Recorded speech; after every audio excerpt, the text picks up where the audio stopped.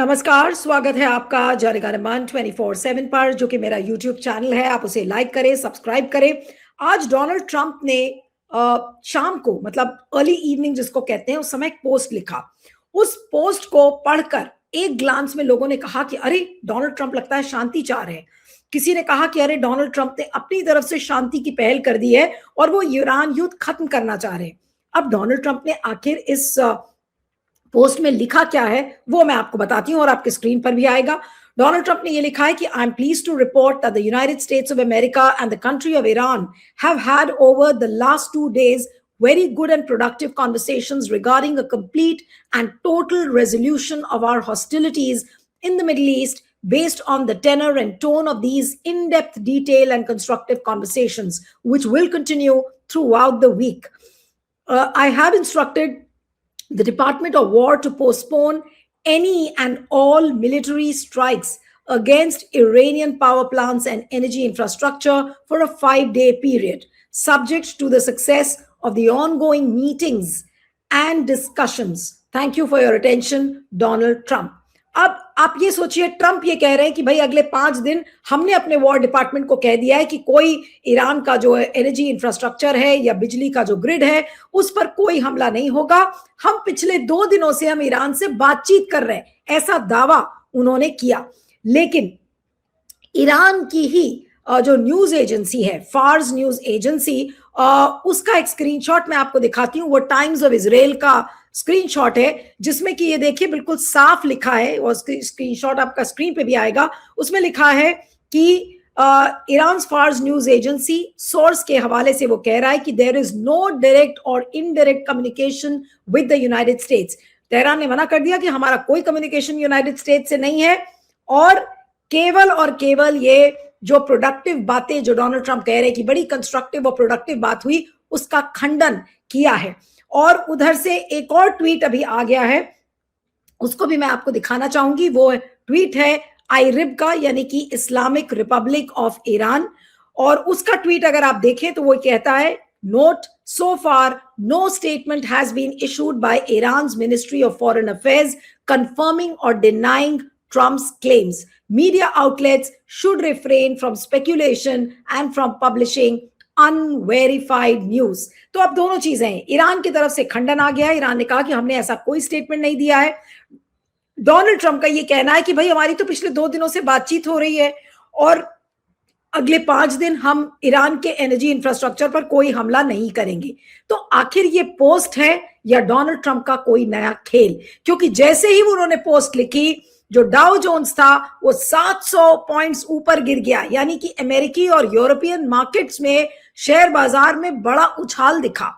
तो क्या ये ट्रंप का एक खेल था अपने दोस्तों को खुश करने के लिए? क्योंकि जब से ईरान युद्ध शुरू हुआ है, आज 24वां दिन है और 24 दिन से लगातार बाजार गिर रहा था, तो उन्होंने सोचा कि वीकेंड पे एक खुशखबरी अपने दोस्तों को दे देते हैं, और ये ट्रंप नया खेल खेल रहे थे। आज इसी पर हम बातचीत करेंगे। हमारे साथ independent media analyst Siddharth Sharma है। सिद्धार्थ, आपका बहुत बहुत स्वागत है जनगण मन 24/7 पर। ये ट्रंप का खेल क्या है? इस पोस्ट को कैसे पढ़ा जाए? कई लोग ये कह रहे हैं ट्रंप के ऊपर दबाव है, ट्रंप के एडमिनिस्ट्रेशन में दरार आ गई है, इसलिए डोनाल्ड ट्रंप को जबरन ये पोस्ट लिखना पड़ा। इसकी असली मंशा क्या है इस पोस्ट की?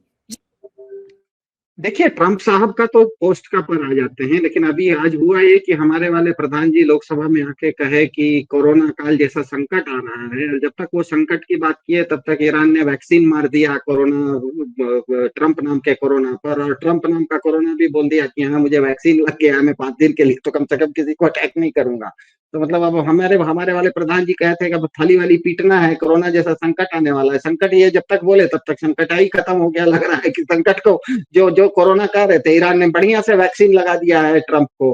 अब देखिए, इसमें एक चीज हमको समझना है कि ईरान ये युद्ध न तो ट्विटर पर लड़ रहा है, न तो किसी के स्टेटमेंट को, किसी के बयान को देख के लड़ रहा है। वो एक युद्ध लड़ रहा है। युद्ध जो लड़ा जाता है, वो युद्ध के मैदान में लड़ा जाता है, दिमाग से लड़ा जाता है, अपनी क्षमता से लड़ा जाता है। वो किसी बयानों के ऊपर नहीं लड़ा जाता है, क्योंकि बयान कोई कुछ भी दे, कोई कुछ भी बयान दे, बयान से थोड़े मान के ईरान चलेगा। लेकिन ये अब सच है कि अब बिल्कुल स्पष्ट हो गया है कि ट्रंप के 5 दिन के युद्ध विराम की घोषणा सच हो या झूठ हो, लेकिन एक चीज ये अब मानना पड़ेगा कि ट्रंप और ईरान दोनों ये कह रहे हैं कि ट्रंप साहब पीछे हट गए। ये तो बिल्कुल स्पष्ट हो गया है। कि ट्रम्प साहब खुद भी कह रहे हैं कि हम पीछे हट गए, और ईरान भी कह रहा है कि आप डर के पीछे हट गए, या ये कह रहा है कि हमको इस पर कुछ बोलना नहीं है। इसका मतलब है कि एक से पहली बार 24 दिन में हम देख रहे हैं कि ईरान और ट्रम्प साहब एक ही पेज पर आ गए। इसका मतलब ईरान ने जबरदस्ती ट्रम्प साहब को अपने पेज पे लाया है। मतलब फिर मैं कह रहा हूं कि ये एक शतरंज का खेल है। शतरंज के खेल में कोई बयानबाजी नहीं होती, चाल चली जाती है और चाल में आप मात हो जाते हैं। उसके बाद आप कुछ भी चिल्लाते रहिए कि हम जीत गए, लेकिन बोर्ड पर दिख जाता है कि आप हार गए। तो कुल मिला के अब ये स्पष्ट हो गया है कि इस चीज को हमको सब, मेरे ख्याल से जनगण मन के दर्शकों को हर एक आध दिन में मैं आता हूँ तो सबसे पहले आपको ये बता दिया गया था कि ये युद्ध कहीं नहीं जा रहा है, ईरान जीत रहा है और ट्रम्प साहब सरेंडर होने वाले हैं। अब सरेंडर का तरीका अलग अलग होता है। अभी अभी हाल फिलहाल में हम, आप एक उदाहरण के लिए, आप अगर गाड़ी तेजी से चला रहे हैं, 100 किलोमीटर, 150 किलोमीटर, 200 किलोमीटर स्पीड से गाड़ी चला रहे हैं, और अगर आपको रोकना भी है तो तुरंत आप नहीं रोक सकते। तुरंत आप रोकते हैं तो गाड़ी पलटी खा जाती है, धीरे धीरे रुकता है। तो अब ये धीरे धीरे रुकने वाली, ब्रेक पर पैर लग गया है, ये बिल्कुल अब स्पष्ट हो गया है। क्योंकि ये इस चीज को हमको ये समझना होता है कि किसी भी हर पदार्थ के पीछे एक प्रक्रिया होती है, प्रोसेस से ही प्रोडक्ट निकलता है। एक छोटा सा चाय का कप भी मैं पी रहा हूँ, चाय पी रहा हूँ, तो उसके पीछे किसी ने बनाया है। बनाने वाले को पता है कि चाय की पत्ती फेंकनी है और चाय देनी है, उल्टा कर देगा, चाय पे फेंक देगा और पत्ती अगर मेहमान को दे देगा तो मूर्ख कहलाएगा। तो हर चीज के पीछे एक प्रोसेस होता है। तो ईरान ने 24 दिन पहले, जिस दिन पहली बार उसके ऊपर हमला हुआ, उसने देखा, उसने ये नहीं देखा कि ट्रम्प साहब क्या बोल रहे हैं, उसने ये नहीं देखा कि ट्रम्प साहब उसको आतंकवादी देश बोल रहे हैं। उसने ये देखने की कोशिश की कि ट्रम्प साहब ऐसा कर क्यों रहे हैं। ईरान ने ये नहीं देखा कि ये सही है या गलत है, या हमारे ऊपर हमला सही हुआ या गलत हुआ। उसने देखा कि ट्रम्प साहब ऐसा क्यों कर रहे हैं। वो भावुक नहीं हुआ, उसने हमले का कारण और हमले के पीछे जो पात्र हैं उनको देखने का प्रयास किया। और उसने देखा कि ईरान के फारसी संस्कृति को कमजोर मान के, उसके पास जो दुनिया का 12% तेल है उसको हड़पने के लिए पाश्चात्य सभ्यता और अरब सभ्यता दोनों एक हो गए हैं। पाश्चात्य सभ्यता का मतलब होता है वो सभ्यता जो अपने आप को मानती है कि टेक्नोलॉजी के बल पर मैं किसी भी चीज को हड़प सकती हूँ। मैं धरती का जमीन क्या, मैं चांद के ऊपर भी जाके बैठ सकता हूँ, मैं मंगल ग्रह के ऊपर भी जाके बैठ सकता हूँ। तो ये जो सभ्यता है जिसको लगता है कि मैं टेक्नोलॉजी के बल दम पर कुछ भी कर सकता हूँ, इसने अभी कुछ महीने पहले वेनेजुएला के मादुरो को इसी तरह से उठा लिया था। उसको लगा था कि मैं उठा लूंगा, जिस तरह से मैं वेनेजुएला पर हमला करके उठा लूंगा, वैसे ही ईरान के ऊपर भी हमला करके इनका जो 12% तेल है ये उठा लूंगा। और इसमें उसको समर्थन मिल रहा था जो अरब सभ्यता है, जिसको कि आप जीसीसी के देश कह रहे हैं, उसका समर्थन मिल रहा था। तो उसने देखा कि ये दोनों सभ्यताएं एक हो गई हैं और मेरे 12% तेल को हड़पने का ये लोग स्कीम डाले हुए हैं। तो जवाब में ईरान ने क्या किया, वो तुरंत नाग बन गया और तेल का जो नल है हॉर्मूज उसके ऊपर जाके चढ़ गया। और तब से बैठा हुआ है, आज भी बैठा हुआ है और कह रहा है कि तुम जब तक, तो मैं हमेशा के लिए बैठा रहूंगा।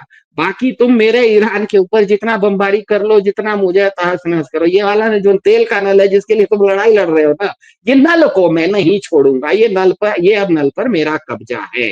तो तेल के वो कब्जा जब उसने दिखा दिया, अब 24 दिन के बाद हालत ये हो गई है कि पाश्चात्य सभ्यता का तेल, अब ये जो पिछले 24 दिन में हुआ इसका नतीजा ये निकला। कभी कभी युद्ध में आप सोचते कुछ है, निकलता उसका नतीजा कुछ है। इस युद्ध का नतीजा ये निकल गया है।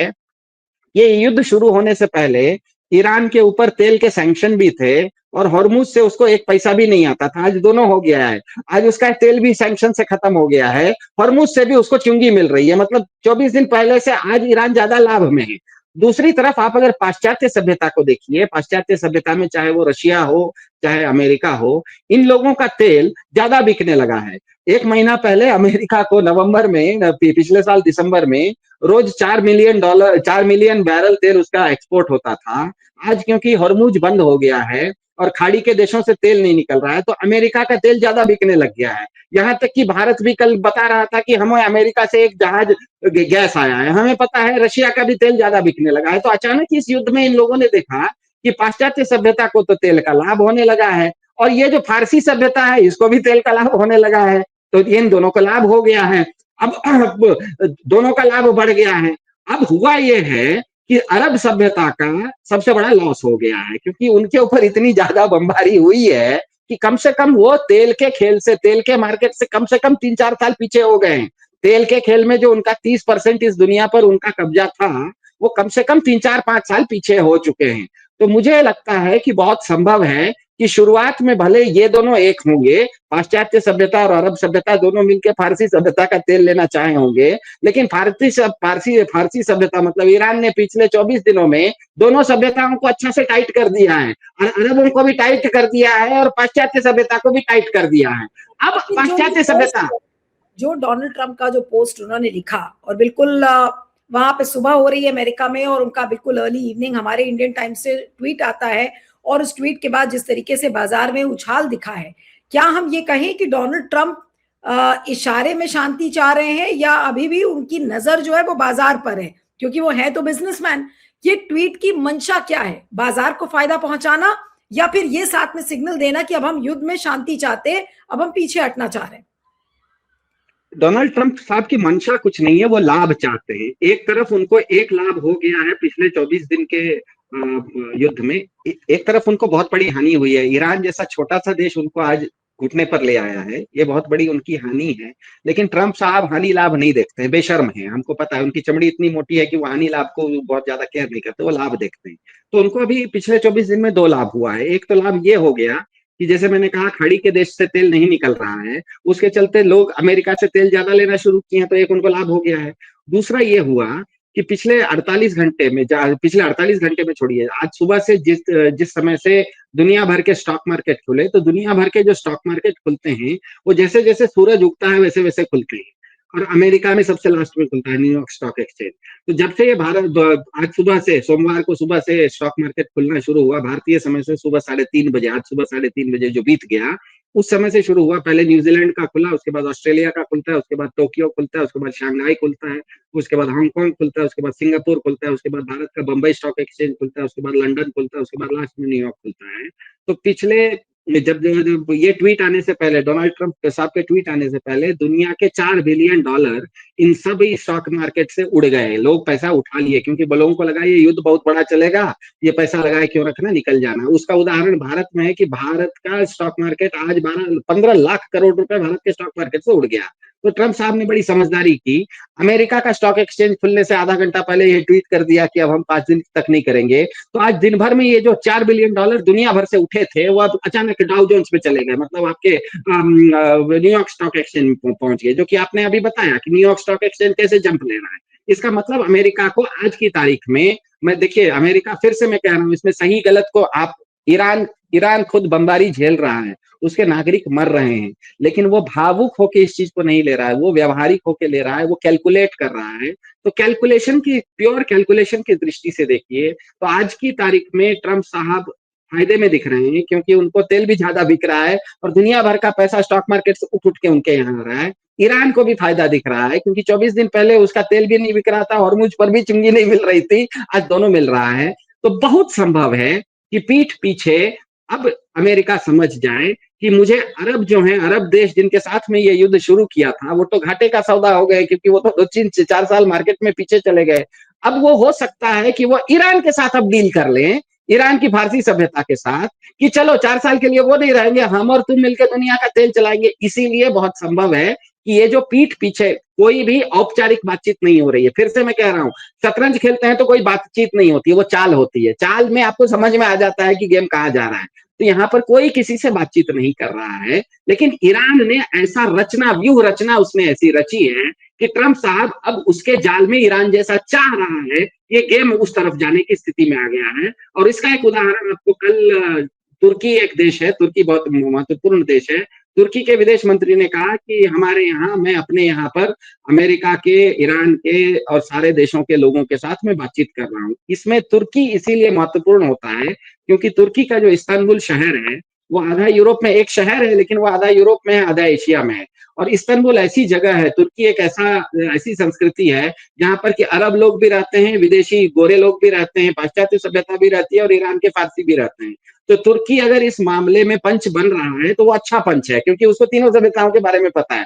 तो मुझे आश्चर्य नहीं होगा कि इस्तांबुल में ईरान के भी राजदूत इस्तांबुल में रहते हैं, अमेरिका के भी राजदूत इस्तांबुल में रहते हैं, तुर्की वहां उनको बैठा के बातचीत करवाया होगा। और ईरान को ये, क्योंकि पिछले 24 दिन में सबको ये समझ में तो आ गया, ईरान को भी समझ में आ गया कि मैं टक्कर तो दे सकता हूं, लेकिन इजराइल को पूरा बर्बाद नहीं कर सकता। इसराइल और अमेरिका को भी समझ में आ गया कि मैं ईरान पर बमबारी तो करवा सकता हूं, लेकिन ईरान को नेस्तनाबूद नहीं कर सकता हूं। इन दोनों में सबसे ज्यादा घाटे में अरब चले गए हैं। उनका लेना ना देना, उनको वो इस पाले में गए थे, उसके चलते उनका तेल का कुआं नष्ट हो गया है। तो बहुत संभव है, मुझे लग रहा है कि ये बहुत संभव है कि ये गाड़ी अब स्लो डाउन हो रही है, उस गति से नहीं जा रही है। मैं ये तो नहीं कहूंगा कि ये गाड़ी रुक गई है, लेकिन निश्चित रूप से ये गाड़ी जिस गति से जा रही थी कि विश्व को एक संकट की तरफ जा रही थी, वो ऊर्जा का संकट भी था और वो परमाणु युद्ध का भी संकट था। दोनों संकट से अब वो जो खाई की तरफ जा रही थी, वो गाड़ी अब रुक रही है। मैं ये नहीं कहूंगा कि वापस चल दी है, मैं ये नहीं कहूंगा कि इसकी दिशा बदल गई है, लेकिन अब उस गति से ये नहीं जा रही है, निश्चित है। कुल मिलाकर इसे क्या कहें? अब ईरान ने तो साफ कह दिया है कि भाई ईरान की तरफ से कोई स्टेटमेंट नहीं आया है। ईरान ने यह भी कह दिया कि हॉर्मुज बंद रहेगा, हॉर्मुज इज नॉट ओपनिंग। कम से कम फार्स न्यूज एजेंसी तो यही कह रही है। तो अब अगले 5 दिन क्या होने की उम्मीद है? डोनाल्ड ट्रंप ने तो 5 दिन का बोला है कि भाई 5 दिन में हम शांति तो ईरान क्यों करेगा शांति वार्ता? और ईरान इतना नुकसान झेलने के बाद आपको लग रहा है कि डोनाल्ड ट्रंप की वो कोई भी बात मानने वाला है? नहीं, मैं फिर कह रहा हूँ, शतरंज में बातचीत का कोई महत्व नहीं होता। बातचीत कुछ भी करते रहो, आपका चाल का महत्व है। एक चीज तो ईरान ने स्पष्ट कर दी। अब ये तो स्पष्ट है ना नीलू जी, कि अगर डोनाल्ड ट्रंप कुछ करेंगे भी, कोई अगर ये ट्वीट उनका झूठ है और उनको कुछ करना भी है, तो वो 5 दिन के बाद करेंगे, क्योंकि उनका 5 दिन के लिए रोज स्टॉक मार्केट खुला रहेगा, तो वो अपने स्टॉक मार्केट का लॉस तो नहीं करवाएंगे। ये 5 दिन का मतलब ये भी होता है कि आप गिनती कीजिए तो सोमवार से शुक्रवार तक, मतलब अगला स्टॉक मार्केट बंद होने तक तो वो कुछ नहीं करेंगे। इसका मतलब अगले 5 दिन तक ईरान को पता है कि अभी तक उसके ऊपर 2 देश हमला कर रहे थे, ईरान, इजराइल और अमेरिका। अब उसका एक दुश्मन तो कम हो गया, कम से कम 5 दिन के लिए वो ईरान अमेरिका इनके ऊपर हमला नहीं करेगा। उसको एक ही से निपटना है, उसको अब एक ही से निपटना है। तो सोचिए ईरान का खेल कितना जबरदस्त है कि 5 दिन के लिए उसने एक एक टीम के एक खिलाड़ी को रिटायर्ड हर्ट कर दिया कि तुम जाओ, तुम बैठे रहो 5 दिन के लिए, अब मैं सल्टूंगा। और जिस तरीके से ईरान इस खेल को खेल रहा है, जिस तरह की उसके पास क्षमता है, इसमें केवल और केवल लोग कहते हैं कि ईरान के पास छुपी हुई क्षमता थी, उसके पास मिसाइल थे। बात यह नहीं है कि आपके पास मिसाइल थे, बात यह है कि आप अपने मिसाइलों का, आप अपनी क्षमता का उपयोग कैसे करते हैं। दुनिया का सबसे तेज बॉलर जसप्रीत बुमराह है, लेकिन जसप्रीत बुमराह दुनिया का सबसे स्लोअर बॉल भी डालने उसको आता है। आप कब किस तरह की गेंद करते हैं वो महत्वपूर्ण है। तो यहाँ पर ईरान को ये कहना कि उसने अंडरग्राउंड सिटीज बना ली हैं, उसके पास मिसाइल हैं, वो ठोक रहा है, लोगों को पता नहीं था। लोगों को पता नहीं था कि ईरानी समझदार कितने हैं। असल में खेल ये नहीं था कि ईरान के पास मिसाइल था, असल में खेल ये था कि ईरान के पास आईक्यू बहुत था, ईरान के पास दिमाग बहुत था। इन लोगों ने ईरान के दिमाग को बहुत हल्के में लिया। 7500 साल पुरानी सभ्यता है, सभ्यताओं का धर्म से कोई लेना देना नहीं होता है। कोई धर्म, ईरान जिस धर्म को आज मान रहा है वो धर्म तो 1500 साल पहले से मान रहा है, लेकिन 7500 साल पुरानी उसकी एक सभ्यता है। वो सभ्यता का अपनी एक याददाश्त होती है। वो सभ्यता जब खेलती है ना, एक साथ उसने 2 संस्कृतियों को, पूरा यूरोप को भगवा दिया। पूरा यूरोप नेटो अपने अपने घर चला गया। हॉर्मुज का नाम लेते हैं तो लोग 1000 किलोमीटर दूर भागता है, लगता है हॉर्मुज नहीं कोई नाग का सांप है। बिल्कुल बिल्कुल नहीं, लेकिन सिद्धार्थ कुल मिलाकर अब इन 5 दिनों को अब हम कैसे देखें? क्या अब इस बीच में डोनाल्ड ट्रंप ने तो कहा है कि हमने अपने वॉर डिपार्टमेंट को कह दिया है कि कोई हमला नहीं होगा उनके पावर प्लांट्स पर, उनके एनर्जी इंफ्रास्ट्रक्चर पर। तो अगर हमला नहीं होगा तो ईरान तो शांति से बैठेगा। तो इसका मतलब क्या अब एक तरीके से ये जो पूरा एस्केलेशन था ये खात्मे की तरफ बढ़ रहा है? अब ये निर्भर करता है कि, क्योंकि ये खात्मे की तरफ जैसे जैसे ही दिक्कत ये आएगी कि जैसे ही अमेरिका इस युद्ध से बाहर होने की बात कर रहा है, तो इसराइल पर संकट आ गया है। क्योंकि इसराइल तभी टिका हुआ था क्योंकि अमेरिका उसका साथ दे रहा था। इसराइल हमेशा अमेरिका के आंचल के पीछे से छुप के वार कर रहा था। अब आंचल मतलब उसका ढाल हट गया है। तो अब इसराइल पर निर्भर करता है कि इसराइल इसको अगर वार्ता चाहता है तो इसराइल भी धीरे धीरे बमबारी कम करेगा। हो सकता है इसराइल बमबारी ज्यादा करे। दोनों ही स्थिति में ईरान को फायदा यह है कि अब उसको 2 लड़ाई नहीं लड़नी है, उसको 2 देशों से अब लड़ाई नहीं लड़नी है, उसको एक ही दुश्मन से लड़ना है। अगले 5 दिन में या तो इसराइल भी, डोनाल्ड ट्रंप ने जो ट्वीट लिखा है उसका इसराइल पे क्या फर्क पड़ेगा? आपको लगता है कि उन पर असर पड़ेगा? अभी थोड़े दिन पहले ही नेतन्याहू का स्टेटमेंट आया था जिस दिन उन्होंने सो कॉल्ड प्रेस कॉन्फ्रेंस की थी, रियल या वर्चुअल ये पता नहीं है, लेकिन उस प्रेस कॉन्फ्रेंस में उन्होंने कहा था कि मेरी तो रोज बात होती है डोनाल्ड ट्रंप से और हर पल हम डिसाइड करते हैं और ये हम भूल जाएं कि बिना कंसल्ट किए वो कुछ करते हैं। तो अगर आज ये ट्वीट लिखा है उन्होंने तो उस ट्वीट का असर नेतन्याहू पर क्या पड़ेगा या इजराइल के ऊपर क्या पड़ेगा? मेरे ख्याल से इजराइल को पता लग गया है कि इस युद्ध में, देखिए मेरा मेरा ये मानना है कि अब इस युद्ध में तीनों को समझ में आ गया है। मैं फिर कह रहा हूँ, देश की बात नहीं कर रहा हूँ, मैं सभ्यताओं की बात कर रहा हूँ। फारसी सभ्यता को भी समझ में आ गया है कि वो पाश्चात्य सभ्यता को पूरी तरह से नष्ट नहीं कर सकती।